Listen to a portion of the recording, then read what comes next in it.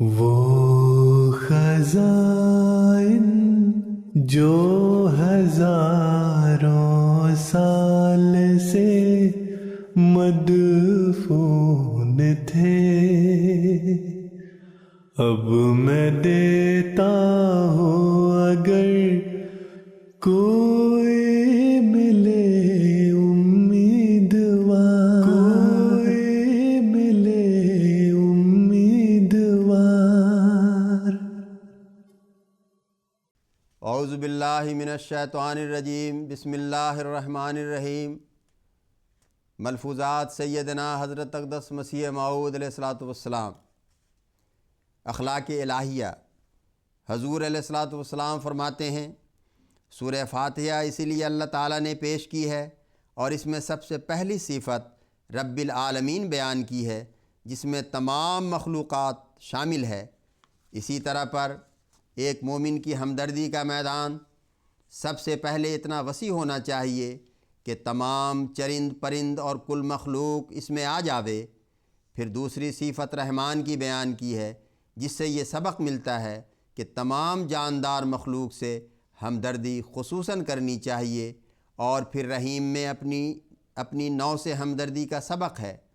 غرض اس سورہ فاتحہ میں جو اللہ تعالیٰ کی صفات بیان کی گئی ہے، یہ گویا خدا تعالیٰ کے اخلاق ہیں جن سے بندہ کو حصہ لینا چاہیے، اور وہ یہی ہے کہ اگر ایک شخص عمدہ حالت میں ہے تو اس کو اپنی نوع کے ساتھ ہر قسم کی ممکن ہمدردی سے پیش آنا چاہیے۔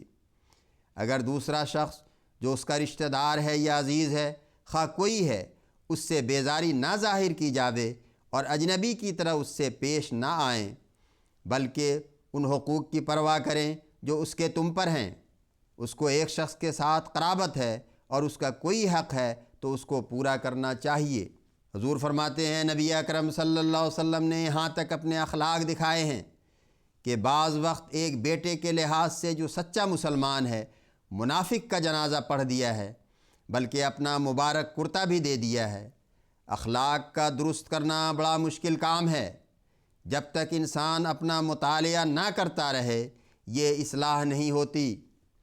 زبان کی بد اخلاقیاں دشمنی ڈال دیتی ہیں، اس لیے اپنی زبان کو ہمیشہ قابو میں رکھنا چاہیے۔ دیکھو، کوئی شخص ایسے شخص کے ساتھ دشمنی نہیں کر سکتا جس کو وہ اپنا خیر خواہ سمجھتا ہے۔ پھر وہ شخص کیسا بے وقوف ہے جو اپنے نفس پر بھی رحم نہیں کرتا اور اپنی جان کو خطرہ میں ڈال دیتا ہے، جبکہ وہ اپنی قوا سے عمدہ کام نہیں لیتا اور اخلاقی قوتوں کی تربیت نہیں کرتا۔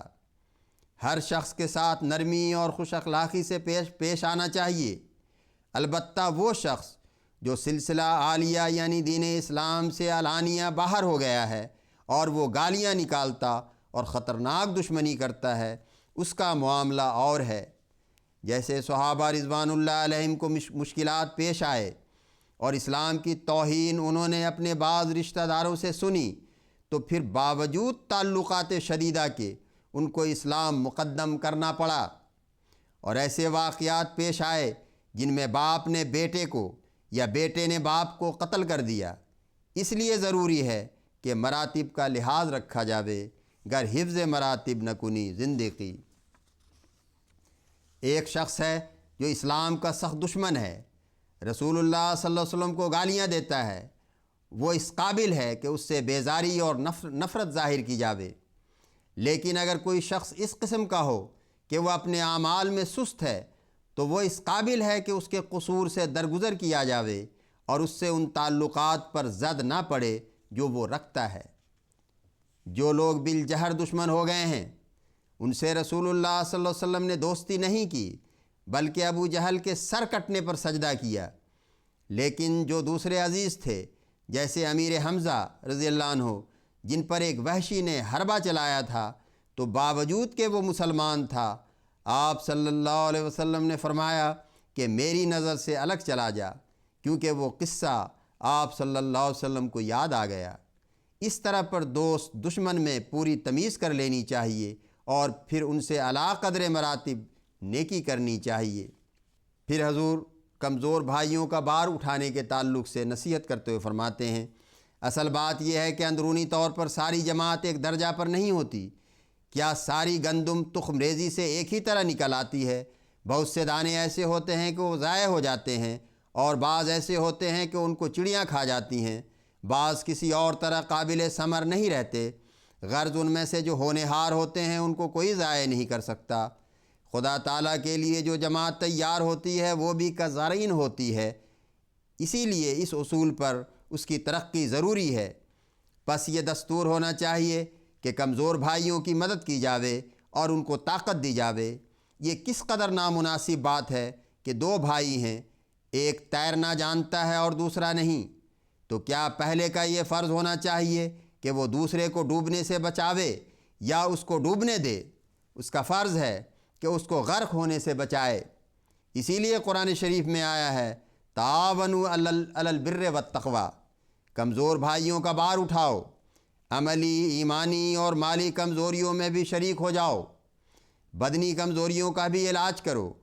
کوئی جماعت نہیں ہو سکتی جب تک کمزوروں کو طاقت والے سہارا نہیں دیتے، اور اس کی یہی صورت ہے کہ ان کی پردہ پوشی کی جاوے۔ صحابہ رضوان اللہ علیہم کو یہی تعلیم ہوئی کہ نئے مسلمانوں کی کمزوریاں دیکھ کر نہ چڑھو، کیونکہ تم بھی ایسے ہی کمزور تھے۔ اسی طرح یہ ضرور ہے کہ بڑا چھوٹے کی خدمت کرے اور محبت ملائمت کے ساتھ برتاؤ کرے۔ دیکھو وہ جماعت نہیں ہو سکتی جو ایک دوسرے کو کھائے، اور جب چار مل کر بیٹھیں تو ایک اپنے غریب بھائی کا گلہ کریں اور نکتہ چینیاں کرتے رہیں، اور کمزوروں اور غریبوں کی حقارت کریں اور ان کو حقارت اور نفرت کی نگاہ سے دیکھیں۔ ایسا ہرگز نہیں چاہیے، بلکہ اجماع میں چاہیے کہ قوت آ جاوے اور وحدت پیدا ہو جاوے، جس سے محبت آتی ہے اور برکات پیدا ہوتے ہیں۔ میں دیکھتا ہوں کہ ذرا سی بات پر اختلاف پیدا ہو جاتا ہے، جس کا نتیجہ یہ ہوتا ہے کہ مخالف لوگ جو ہماری ذرا سی بات پر نظر رکھتے ہیں، معمولی باتوں کو اخباروں میں بہت بڑی بنا کر پیش کر دیتے ہیں اور خلق کو گمراہ کرتے ہیں۔ لیکن اگر اندرونی کمزوریاں نہ ہو تو کیوں کسی کو جرأت ہو کہ اس قسم کے مضامین شائع کرے اور ایسی خبروں کی اشاعت سے لوگوں کو دھوکہ دے؟ کیوں نہیں کیا جاتا کہ اخلاقی قوتوں کو وسیع کیا جاوے؟ اور یہ تب ہوتا ہے جب ہمدردی، محبت اور عفو اور کرم کو عام کیا جاوے، اور تمام عادتوں پر رحم اور ہمدردی، پردہ پوشی کو مقدم کر لیا جاوے۔ ذرا سی بات پر ایسی سخت گرفتیں نہیں ہونی چاہیے جو دل شکنی اور رنج کا موجب ہوتی ہیں۔ یہاں مدرسہ ہے، مطبع ہے، مگر کیا اصل اغراض ہمارے یہی ہیں، یا اصل امور اور مقاصد کے لیے بطور خادم ہیں؟ کیا ہماری غرض اتنی ہی ہے کہ یہ لڑکے پڑھ کر نوکریاں کریں یا کتابیں بیچتے رہیں؟ یہ تو سفلی امور ہیں، ان سے ہمیں کیا تعلق؟ یہ بالکل ابتدائی امور ہیں۔ اگر مدرسہ چلتا رہے تب بھی بنظر ظاہر 20 برس تک بھی یہ اس حالت تک نہیں پہنچ سکتا جو اس وقت علی گڑھ کالج کی ہے۔ یہ امر دیگر ہے کہ اگر خدا چاہے تو ایک دم ہی علی گڑھ کالج سے بھی بڑا بنا دے، مگر ہماری ساری طاقتیں اور قوتیں اسی ایک امر میں خرچ ہو جانی ضرور نہیں ہیں۔ اللہم صلی علی محمد وآل محمد وبارک وسلم انک حمید مجید۔